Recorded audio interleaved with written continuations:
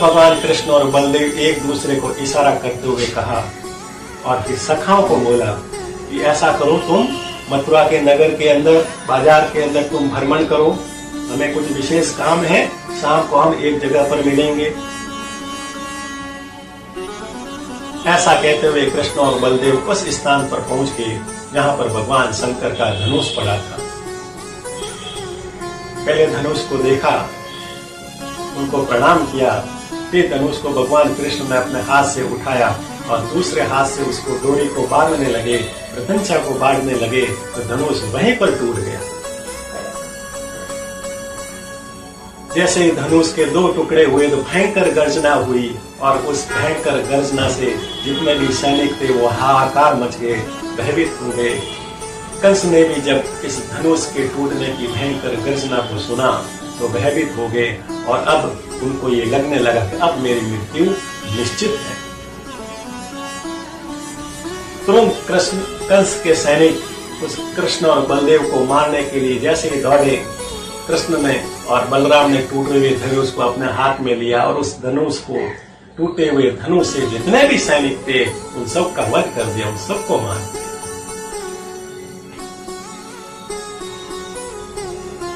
जब कंस को यह समाचार मिला कि शंकर जी का धनुष इन दोनों ने तोड़ दिया है और इन दोनों को मारने के लिए जब सैनिक आए तो उन सैनिकों को भी उस धनुष से मार दिया, तो कंस भयभीत हो गया और उन्होंने कृष्ण को मारने के लिए एक बहुत बड़ी योजना बनाई। उसने 1000 हाथियों के बल वाले कुवलिया पीड़ नाम के हाथी को पूरी रात मदिरा पिलाई और उस मदिरा के अंदर मस्त होकर वो कुवलिया पीड़ इतना मदहोश हो गया कि उनके सामने जो भी आता उनको अपने पैरों के नीचे कुचल देता। कंस ने उस कुवलिया पीड़ नाम के हाथी को अपने दरबार के मुख्य द्वार पर लाकर जंजीरों से बांध दिया और प्रातःकाल जब दरबार प्रारंभ हुआ, जितने भी उनको निमंत्रित किए हुए देश विदेश से राजा, ऋषि और भी कई लोग वहां पर पधारे, लेकिन जैसे ही कृष्ण आ रहे थे कंस ने इशारा किया और कुवलिया पीड़ नाम के हाथी के जंजीरों को खोल दिया। वो मदिरा के अंदर मस्त होकर कृष्ण को मारने के लिए जैसे ही दौड़ा, भगवान कृष्ण ने सबसे पहले तो उनके दोनों दांतों को पकड़कर हिलाया, उनको नीचे पटक दिया और फिर भगवान ने उनकी पूंछ को पकड़कर जोर से इतना तेज से हिलाया और उसको आकाश मार्ग के अंदर आकाश में फेंक दिया। वो कुवलिया पीड़ का आकाश के अंदर ही उसकी मृत्यु हो गई, शरीर उसका जमीन के ऊपर धड़ाम से गिर पड़ा। भगवान ने उनके दोनों दांतों को तोड़ दिया, एक स्वयं रख लिया और दूसरा बलराम जी को दे दिया और भगवान श्री कृष्ण और बलदेव अपने कंधे पर टूटे हुए हाथी के दांत को लेकर जैसे ही दरबार के अंदर प्रवेश किया, उस रंगशाला के अंदर प्रवेश किया, उसको देखते ही कंस भयभीत हो गया और डर के मारे कांपने लगा। उस दरबार में जितने भी आए थे वो सभी भी कृष्ण को देख रहे थे। भगवान भी चारों तरफ देखकर तुलसीदास जी ने कहा है कि जाकी रही भावना जैसी, प्रभु मूरत दिन देखी तैसी। उस रंगशाला में, उस दरबार के अंदर जितने भी बैठे थे कृष्ण को जिस भाव से देख रहे थे, कृष्ण उनको उसी रूप के अंदर दर्शन किए। बोलिए मां के बिहारी लाल की। कंस उनको अपनी मृत्यु नजर आ रही थी तो भगवान उनको यमराज के रूप में दर्शन दिए। कृष्ण के जो योद्धा बैठे थे उनको परम प्रतापी बलशाली राजा के रूप में दिखाई दिए। वहां पर अनेक ऋषि मुनि बैठे थे, जब कृष्ण को देखा तो उनको ब्रह्म तत्व, ब्रह्म के रूप में नजर आए।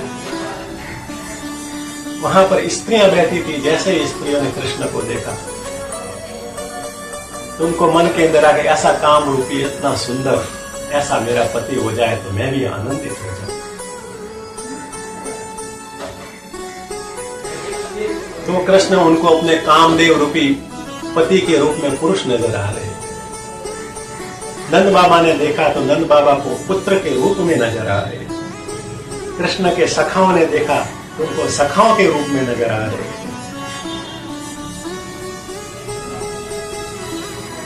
इस प्रकार से दरबार के अंदर जितने भी बैठे थे उन सबको जैसी जैसी भावना वैसे रूप भगवान उनको दर्शन दे। ये है भगवान की अद्भुत लीला। अब कंस हृदय के अंदर, मन के अंदर तो भयभीत हो रहा है कि आज तो मेरी मृत्यु निश्चित है, परंतु बनावटी रूप में वो बातें कर रहा है और कृष्ण को देखकर भरी सभा में कहने लगे, आइए भांजे आइए, आपका स्वागत है इस रंगशाला के अंदर, इस भरे दरबार के अंदर, मथुरा के अंदर तुम्हारा स्वागत है। हमने तुम्हारे पराक्रम के, तुम्हारे शक्ति के, तुम्हारे बल के बहुत कहानियां सुनी, बहुत किस्से सुने, अनेक तुमने असुरों को मार गिराया, कालिया नाग, भयंकर विषैले कालिया नाग को भी तुमने यमुना जी से हराकर भगा दिया, 7 कोस लंबे चौड़े गोवर्धन पर्वत को भी तुमने अपने एक हाथों से उठा दिया। तुम्हारे इस बल का, तुम्हारी शक्ति का, तुम्हारे पराक्रम का हमने बहुत सुना है। आज देखो इस अखाड़े के अंदर एक अखाड़ा तुम्हारे लिए आयोजित किया है। एक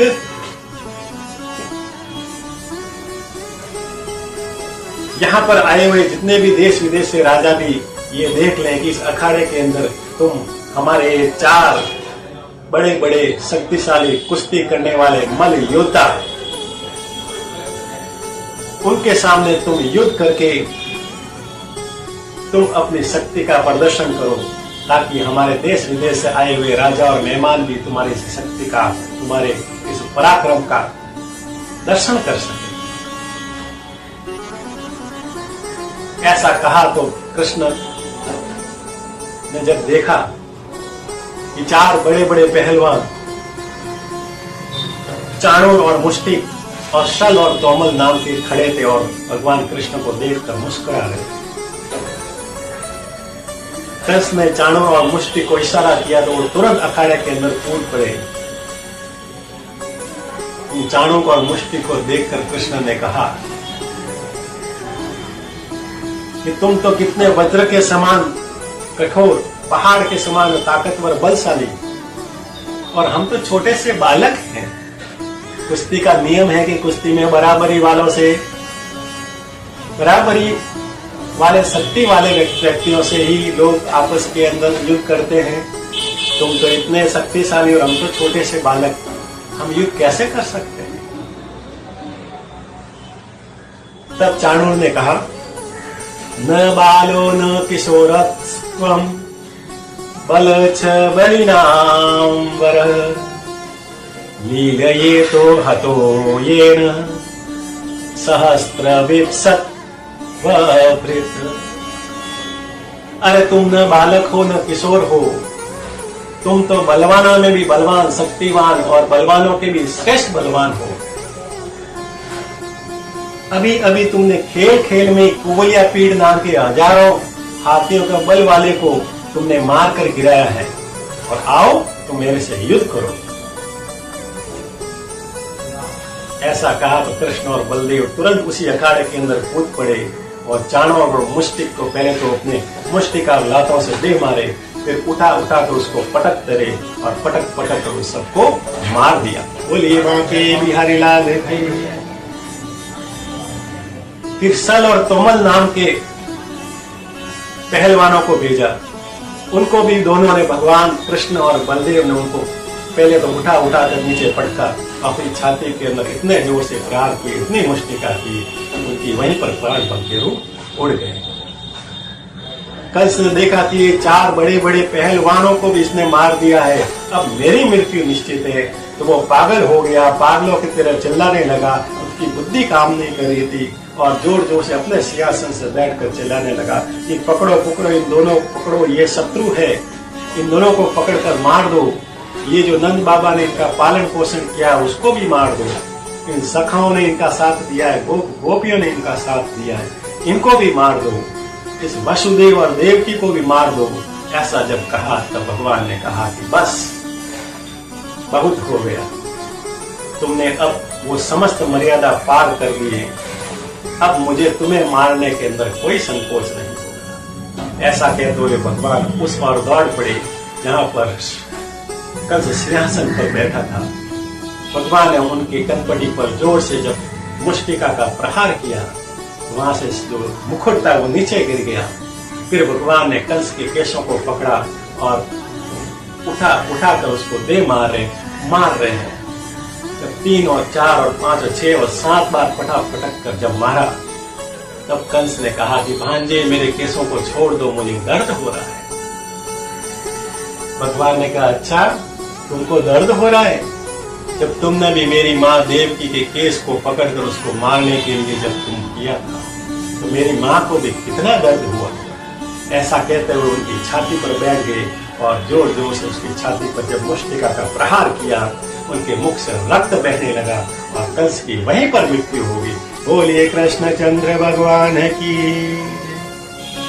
कंस की मृत्यु होगी तो देवता आनंदित हो गए, कृष्ण की जय जयकार करने लगे और पुष्पों की वर्षा करने लगे।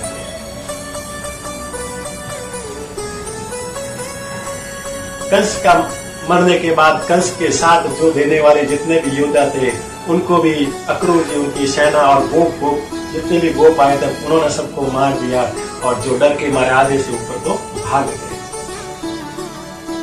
कंस की मृत्यु के बाद भगवान कृष्ण ने अपने माता पिता वासुदेव और देवकी को जेल से छुड़ाया। अपने नाना उग्रसेन जी को मथुरा का राजा बनाया। कंस की 2 पत्नियां थी, अस्ति और प्राप्ति। उनको क्षमा या दान देकर अपने पिता जरासंध के यहाँ पर भेज दिया। फिर नंद बाबा वासुदेव जी और देवकी के पास में आए, उनको प्रणाम किया।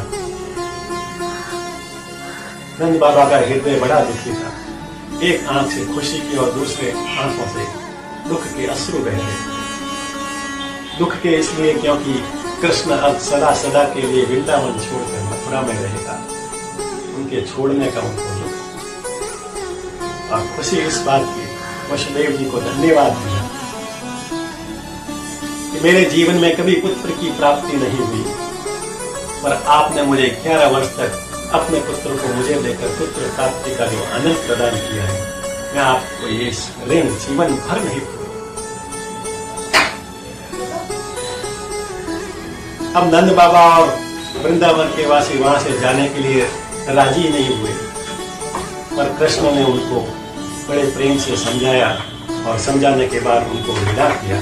इस प्रकार से अब भगवान कृष्ण हमेशा हमेशा के लिए वृंदावन छोड़कर मथुरा के अंदर रहने लगे। बोलिए माँ के बिहारी लाल की, सच्चिदानंद भगवान की।